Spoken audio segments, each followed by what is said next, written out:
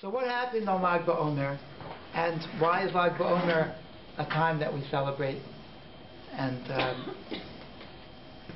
what's the story? It's actually a day which is shrouded in mystery.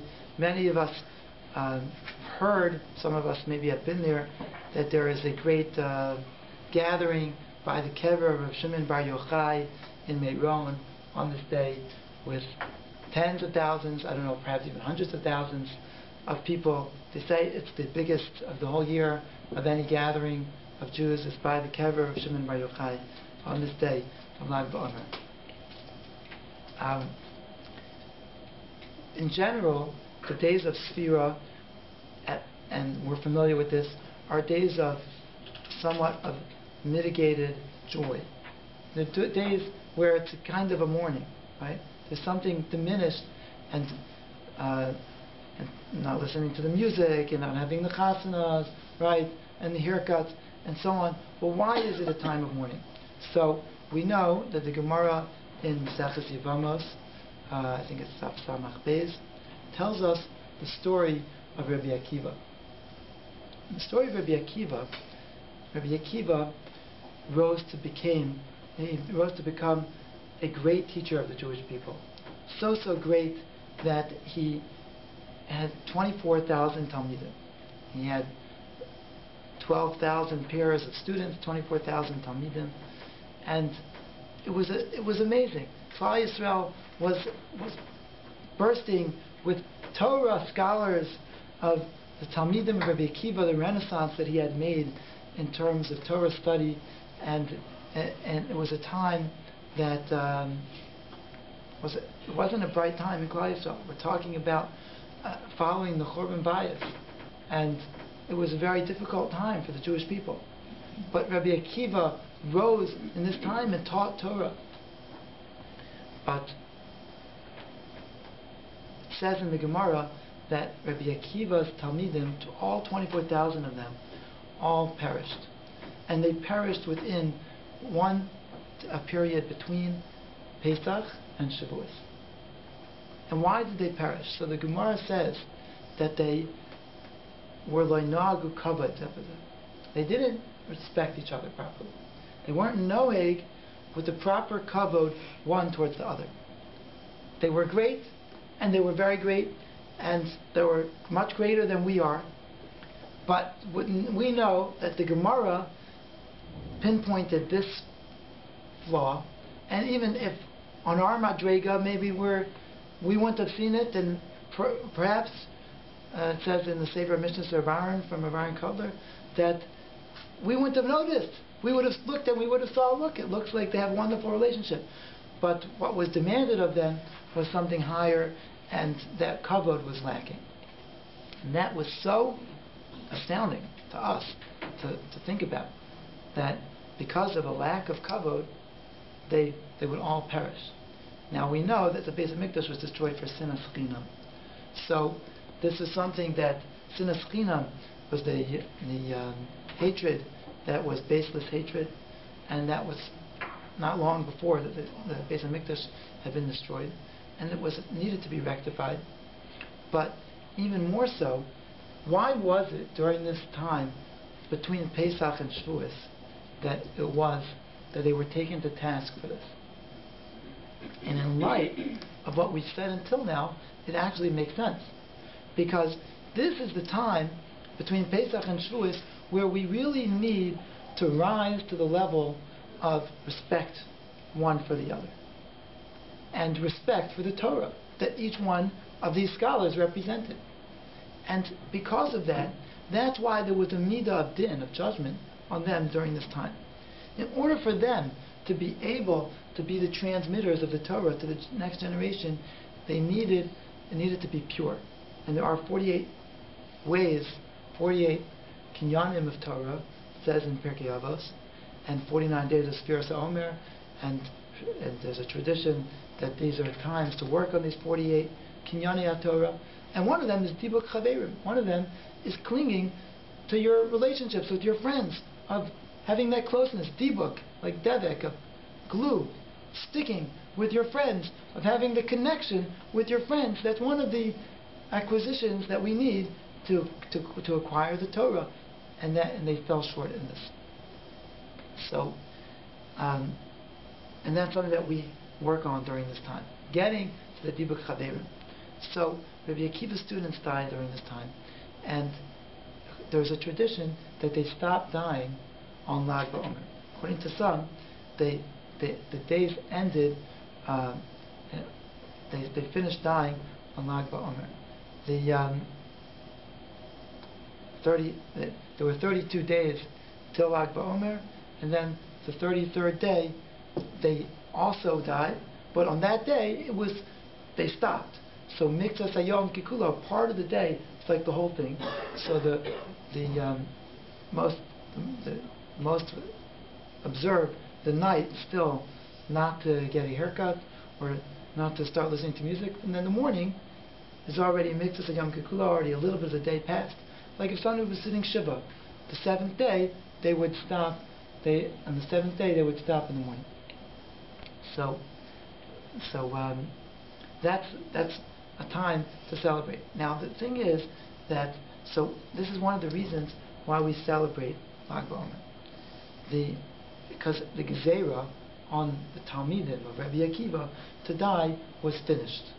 It was over. There was no more decree, no more, so to speak. The time of judgment was over. Now this is hard to understand. It says the Pri Chadash, the great late 1600s, great leader of the Jewish people, and the Pri Chadash said the following. He said that really what happened is that what the next part of the Gemara, that's what happened on Lag B-Omer. It says that Rabbi Akiva picked himself up, and although the world was desolate from Torah, but he picked himself up and he went and he taught Torah to 5 more students. And from those 5 students, one of them was Shimon Bar Yochai. From those 5 students came the Torah. All of the Torah that we have until this day came from those 5 students. So what the Gemara is saying in the context of the Gemara in Shabbos, and the Gemara in Yevamos and Daf Samach Beis, where it says this, it's saying that if a person taught students when he was young, he shouldn't stop when he's older. He should teach students when he's older as well. Why is that? You don't know which ones will ultimately be successful, and maybe they both will. But the person doesn't know. What's more promising, to teach 24,000 students or to teach 5 students? What's more glorious? What seems like it's going to have it's going to be long-lasting? 24,000 students. But what lasted was the 5 students.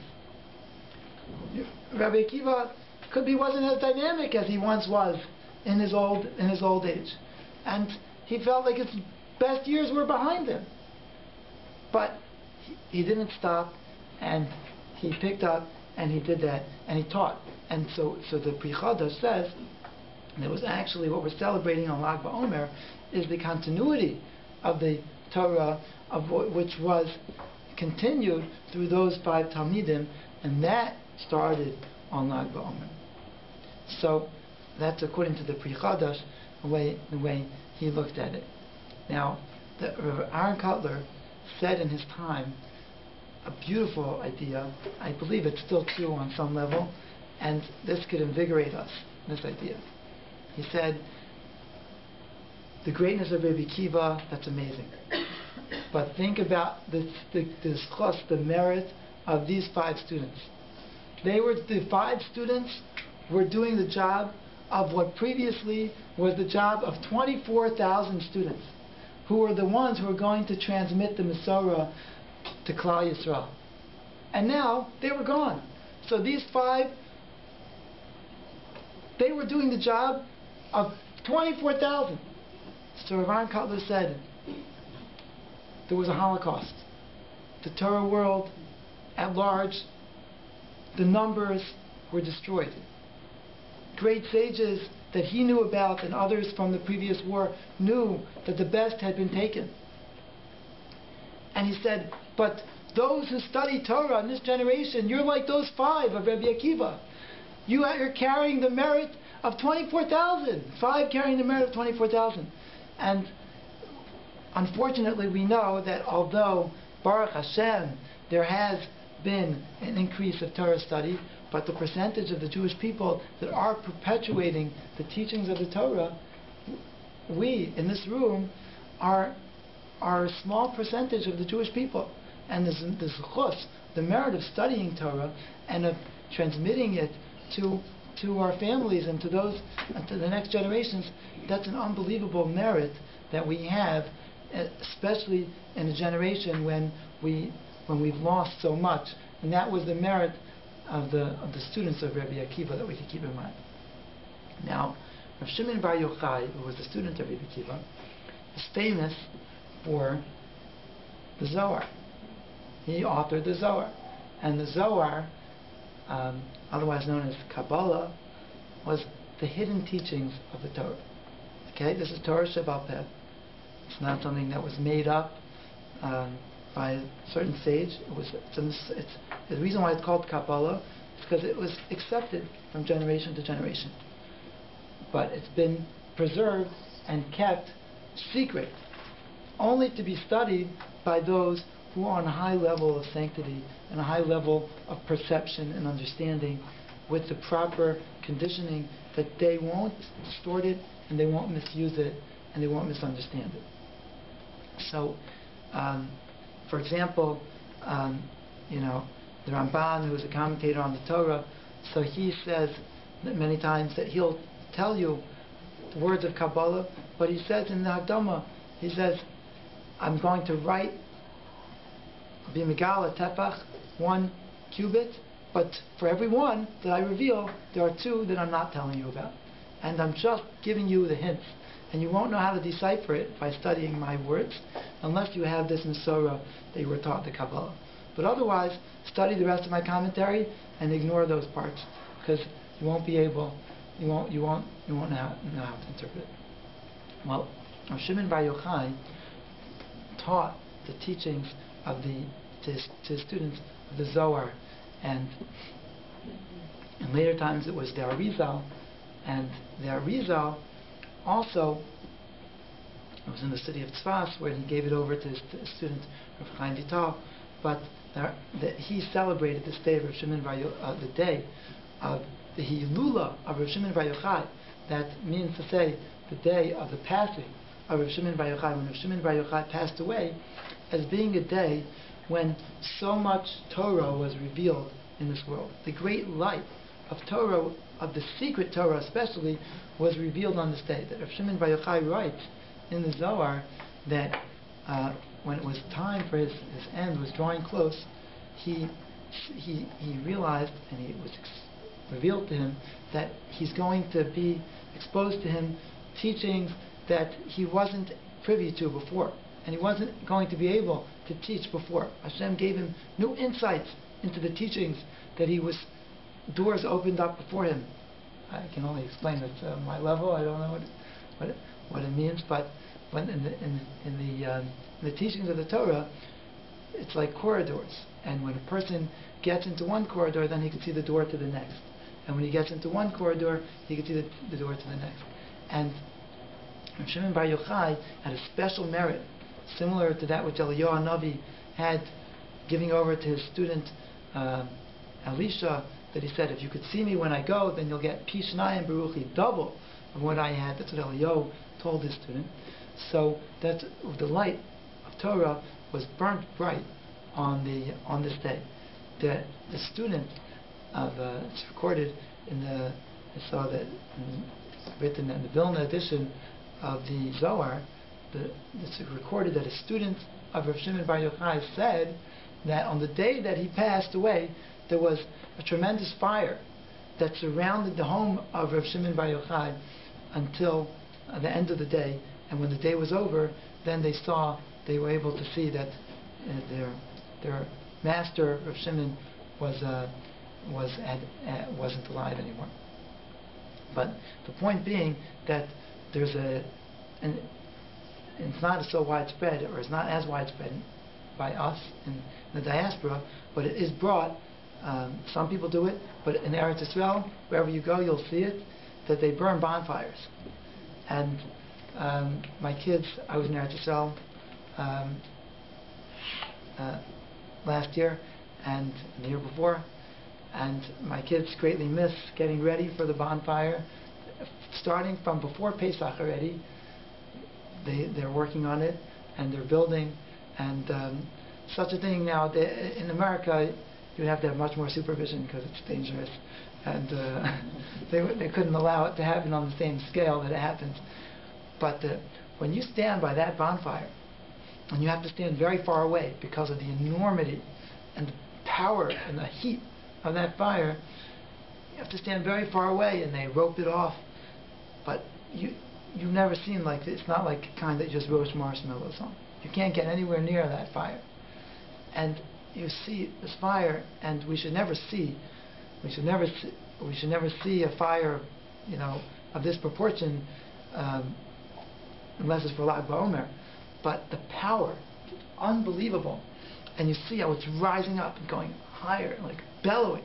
And it's just, it gives a person the feeling, wow, the heat and the brightness and the power. And that's the power of Torah. That's like the energy that the Torah, the light of Torah, that's the energy, that the spiritual energy that this has is something that's really unbelievable. And Lag B-Omer attracts by the kever of Shimon Bar Yochai. It's a time of celebration. Actually, I think it's recorded that Shimon Bar Yochai said, even on the day that he passed away, even during his lifetime, that it should be a time of celebration. Perhaps because of the Torah that was being revealed. But it attracts such a diverse crowd that from all walks of life, people come and they have groups, they have bonfires, they have people praying by the kever, and it's a time, a special time for prayer. My wife has a great aunt who's a very holy woman, and her last name is Bir, Chaya Bir. She must be in her 80s already, but she came this past Shabbos for bar mitzvah in New York, her grandson's bar mitzvah, and she lives in Eretz Yisrael now. But she's always davening, she's always praying, and she went back. She said, I can't stay any longer. I have to schedule my ticket to get back for Lag B-Omer because I have to be back. It's the time of prayer. I have to be back there for Lag B-Omer, and it's very special. The tefillos of women is very, very special, especially her. So anyway, this is it's a special time of tefillah and the merit of Shimon Bar Yochai. It's a time to celebrate and look forward to that we're going to be Mekabel the Torah, and this was a day when the Torah was revealed. Now again, like I said, it's something which is shrouded in mystery somewhat because it's the mysteries of the Torah that were revealed, and most of us aren't privy to them. But it is the light of Torah Shebaal Peh at large. There's an amazing story of Rav Shimon Bar Yochai. This the Gemara in Shabbos tells us about. I believe it's on Daf Lamed Gimel. So it says, this is the story of Rav Shimon Bar Yochai. Rav Shimon, we all know, many of us know that he was in a cave. Okay, so why was Rav Shimon, why was he in the cave? And let's find out more about that. So Rav Shimon Bar Yochai was having a conversation with some other rabbis. And one of the rabbis said, praise the Romans. He said, look, since the Romans occupied this land, the land of Israel, they built up such an infrastructure. There are bathhouses, and there are roads, and bridges, and look what they built. Look what they did to the land of Israel. And another sage that was there was, I believe it was Rabbi Yossi, was silent. But Rav Shimon Bar Yochai, he didn't remain silent. He said, everything that they did, they didn't do it for us. They did it for their own sake, for their own benefit. They're building up the city, but don't praise them so much, because they did it for their own agenda. Now, one of the people was there. Rashi says he did it. He wasn't maliciously, but he let the word out, and the word reached the government that Rav Shimon Bar Yochai had said this, and his life was in danger, and perhaps his son's life was also in danger. They were him and his son, Rav Shimon Bar Yochai, and Rav Elazar Bar Shimon.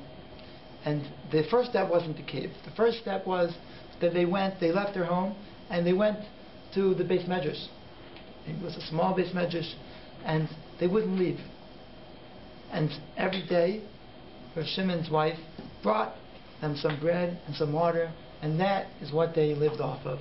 And they would stay there, and they would study Torah from morning till evening, and bread and water, that's what they had. There came a point where the dangers got even worse, and they were scared that they were going to be discovered. Rav Shimon actually was worried, it says in the Gemara, that his wife would be tortured by the Romans into telling where he was. And therefore he had to go hide. And they went and they hid, they found the cave, they went into the cave. And now that they were in the cave, they didn't have anything to eat, anything to drink. And no one to bring it to them, because no one knew where they were. And it was too dangerous for anyone to know where they were. And miraculously, there was a spring went by the front of the cave, and ate charuvim, the carob tree, grew, and they ate carobs, and they had water, and I don't think we could last too long on that, but they lasted there for 12 years. For 12 years, that's all they ate. And it says in the Gemara that they wanted to save that their clothing should stay intact for them for when they prayed. So during the time when they weren't praying, they took off their clothing and they would cover themselves with sand. And then when it was time to pray, they would take off the sand and they would dress themselves again. And after 12 years, there was the voice of Eliyahu Navi by the front of the cave said, "Who is going to tell Rav Shimon that it's time that you go out because the ruler of the Romans has perished and his life is no longer in danger?" And some say there is a tradition, according to some, that was on the day of Lag B-Omer, that they came out of the cave, and after studying with such great intensity and such great holiness on Lag B-Omer, that's when they came out. So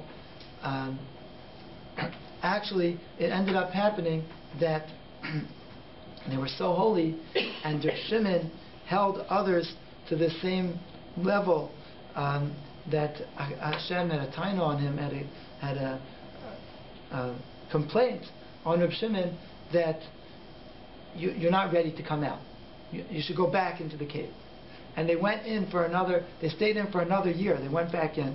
And when they came out, 12 months later, they said, well, the Rishayim in Gehenim, they stay in Gehenim for 12 months. So after 12 months, they felt like maybe we could come out, and there was a bas kol, a voice came, so they could go out. And they came out. One of the things that they saw on the first eve of Shabbos, right before Shabbos came in, the Gemara relates that they saw a man rushing home with two branches, myrtle branches, they were sweet smelling, and he was rushing home to take it to his family. They could have this good smell in their home. So the Rabbi Shimon Bar Yochai approached him and said to the man, "Why do you have two branches?" So he said, what are these branches for? He said, "I'm bringing out the covered Shabbos to my family." He said, "Why two?" So he said, "One, Zachar es Yom HaShabbos, and one, Shomer es Yom HaShabbos L'Kadsho." There's two times there was Aseret Adibros, the Luchas Rishonos and the Luchas Shiyos. So one said Zachar and one said Shomer, and because of both of these, I'm honoring Shabbos. So Rav Shimon turned to his son and he said, "Wow, look at how the Jews, how precious the mitzvahs are to them, how much they endear them, the mechabeves mitzvahs."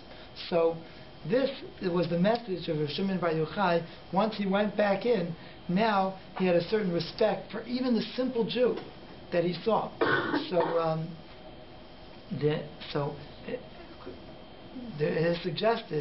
has been suggested that the reason why so many could connect to the day of the Hilula of Rav Shimon Bar Yochai, and all walks of life, people come together, scholars and laymen and all types come together for this, is because Rav Shimon Bar Yochai had that appreciation for every Jew and the specialness, the endearment that they had for mitzvahs, and that's what he saw in every single Jew. And with that, I'd like to finish with a story that my wife asked me to tell. She wasn't able to come, but she asked me to tell the story. And I heard the story from a friend of mine at my Shabbos table, and he heard it from, he says he knows the person that this happened to. There was somebody, his mother was aging, and her parents were buried in Eretz Yisrael, and she hadn't gone to their kever,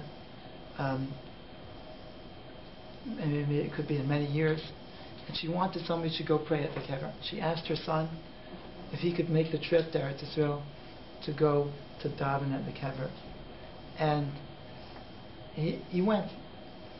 And this is not so long ago. They already had taxis, and so anyway, so this was the story of that happened. The fellow was very hard for him to go to the kever of his grandparents. The reason is because his mother didn't know where in the cemetery they were buried, and it was a very big cemetery. And he didn't know, and it wasn't documented. It's a very interesting thing. It wasn't like there was a map of this cemetery that there was known every single kever where it was. He could just go check the key. And he went to the cemetery and he's searching and he doesn't know. He cannot find where is the kever. And he's only there for a certain number of days. And already it's the last day that he's there. And he still hasn't found it. And he said to himself, if I can't make it to the kever of my grandparents and I came all the way here, at least I want to go to Kever Rachel. I want to go to the tomb of the matriarch Rachel Imenu, and I want to pray over there. So he did. He hired a private taxi to drive him there, and the taxi, he was waiting for him to take him back. But this fellow, while he was there in prayer, he got so swept up in prayer and he was so emotional, and he was davening. It took him much longer than he had expected.